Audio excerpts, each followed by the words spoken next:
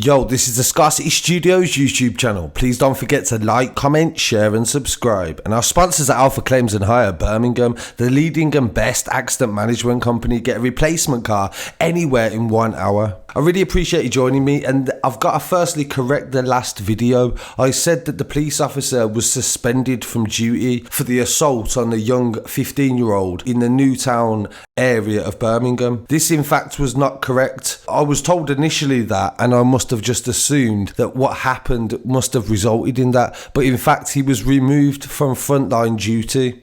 So that means that he's at the desk right now, maybe watching this channel. And before we start, the last video that I just uploaded, the music video / short film by T Mello and VSOP Productions. It's a song that he made about 8 months ago. I only literally started speaking to him recently. We put that together as a way to try and raise some awareness, the short film combined with the song. And to be perfectly honest, there's no media channels in Birmingham that would be able to even get 1,000 views if I put that video on there. So I feel like I know it will get a few views on the channel, so I would really appreciate it if you go watch that short film music video by T Mello and leave a comment and let me know what you think about it as well. Thank you. There's actually a North London story in this video as well. 3 teenagers have been jailed for 9.5 years after an attempted robbery on a private hire taxi driver, and they stabbed him in the leg as well. This happened at Wood Green Crown Court that was sentenced on the 29th of April. They was all young. There's 16, none of them can be named, to the 16, 17 and another 16-year-old as well. On the 11th of October 2019, the victim, who was a taxi driver aged in his 30s, picked up the 3 from Betstyle Road in Enfield at 4:30 in the afternoon. They requested that he drive to Ivy Road in North London as well, where he parked the car, and the suspects demanded that he handed over the keys. As you can see from the video, the dashcam footage, the teenagers are questioning him about his CCTV, and also you can hear the graphic attack they did to him. This involved the use of a taser, and they actually chased him down and stabbed him 3 times. Hello guys. Hello. Oh, you can even see what's outside with the camera. This is for insurance company. For is any accident they recording? It's automatic. I mean this part. This one? Yeah. You just drive that normal automatic. Just a normal one. Left way? Thank you. No problem. I will turn anyway, no problem. That's alright. Here we go.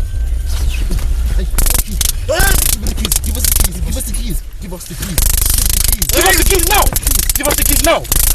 Give the keys. Give the keys.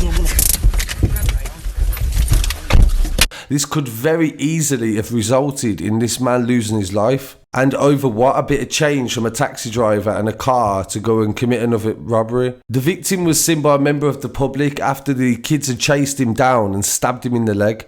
Detectives from the North area launched an investigation on the 16th of October 2019.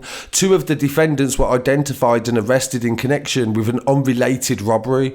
So these young lads were literally just going around committing attacks and robberies. The investigation demonstrated overwhelming evidence against the suspects, with forensics, mobile phone data and CCTV footage placing them at the scene. The 3rd teenager handed himself in October last year. All 3 were charged and remanded in custody. 1 was granted bail, and he remained at large until the 24th of February this year, until he appeared at the Crown Court. That's why this has taken so long.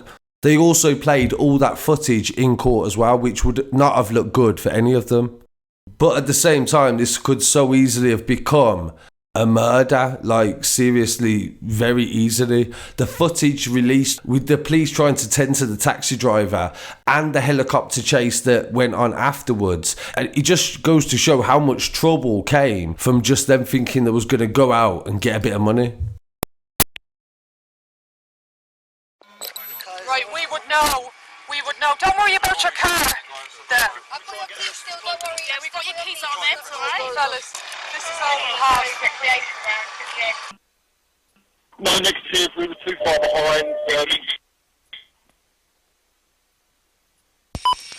From impasse, the male's gone to ground. If the officer goes round to the hedge, he's just along there under the hedge on the right hand side.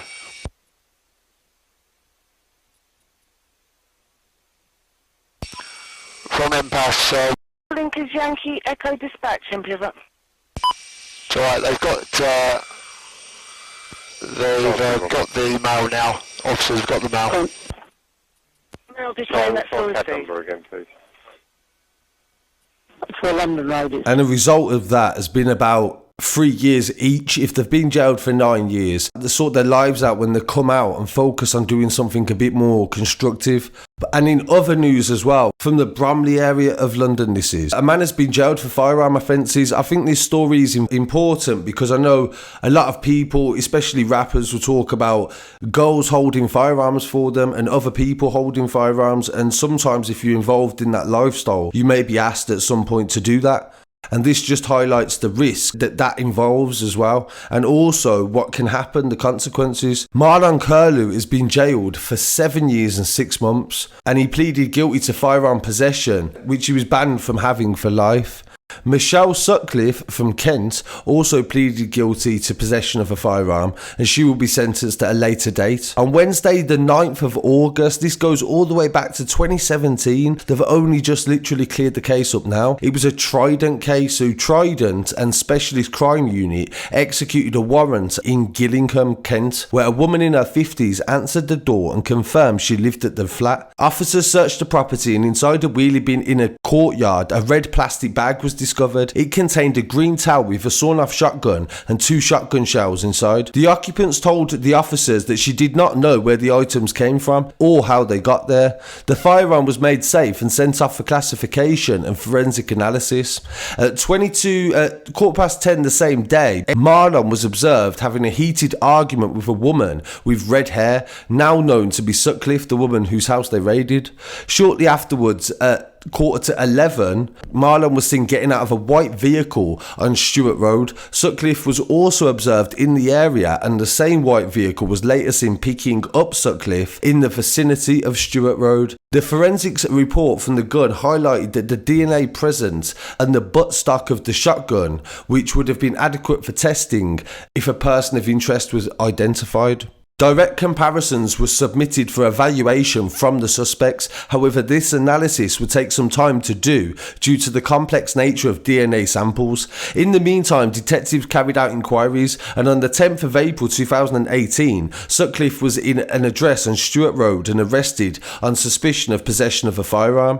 Sutcliffe told officers she was seeing a man who was working a drug line in the Chatham area, which was run by a man called Tyrone. She later identified Tyrone as being Marlon after she saw a photograph of him. The man she was seeing used to stay at the address in Stewart Road, and he was dealing for Marlon.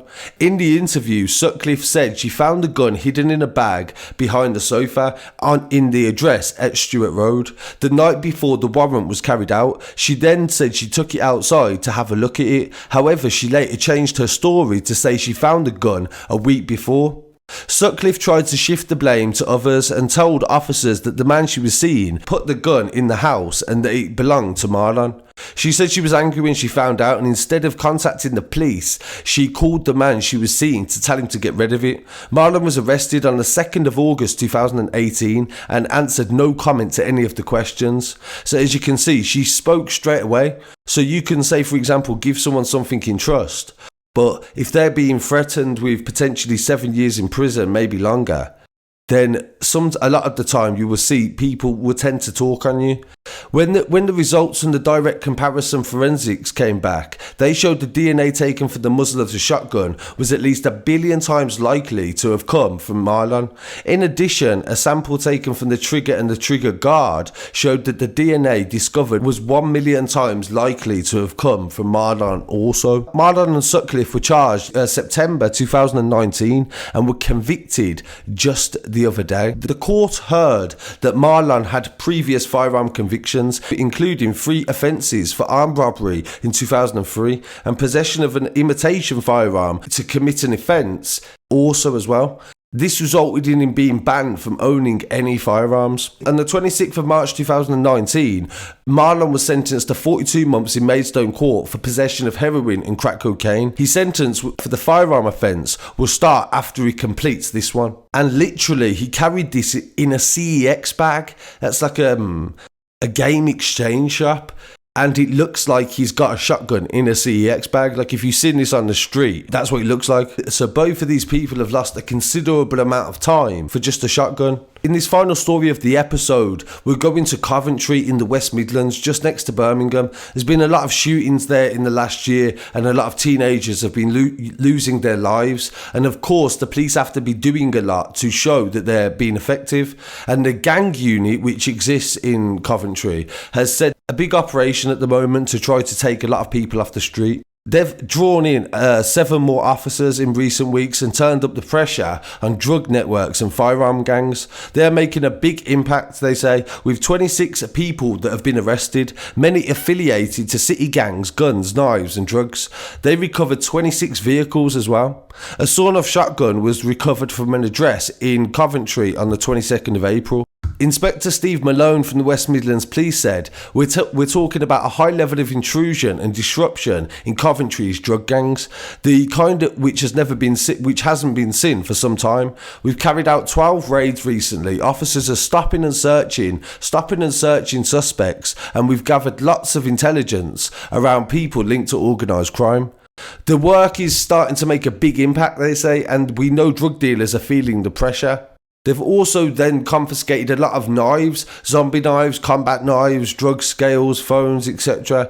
And they're working with neighbouring forces like the British Transport Police to tackle county lines, they say. More than £100,000, including crack, heroin and amphetamines, have been recovered this year. A 26 grand in cash has also been seized under the Proceeds of Crime Act in Coventry. Weapons that have been taken off the streets include 2 shotguns, a handgun and 28 knives, including combat knives, machetes and samurai swords. The unit is also using tactics to cut off drug hotlines used by criminals running cocaine and heroin supply chains. They've helped secure drug dealing telephonic restriction orders from the courts in recent weeks, which means that network service providers shut down the telephone number connected to it.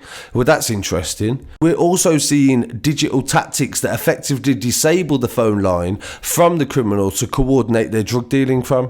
So this is a new tactic that the police are actually using in Coventry to try to deal with county lines. So that's interesting information, and it seems like quite a lot of stuff is getting confiscated in the area. So I really appreciate you joining me today. Don't forget to join me again tomorrow as well. I'll be back very shortly with some more news as well. So please don't forget to like, comment, share and subscribe, and follow us on Instagram and Twitter. And don't forget to go and check the last videos. Thank you, peace. All your actions, wait.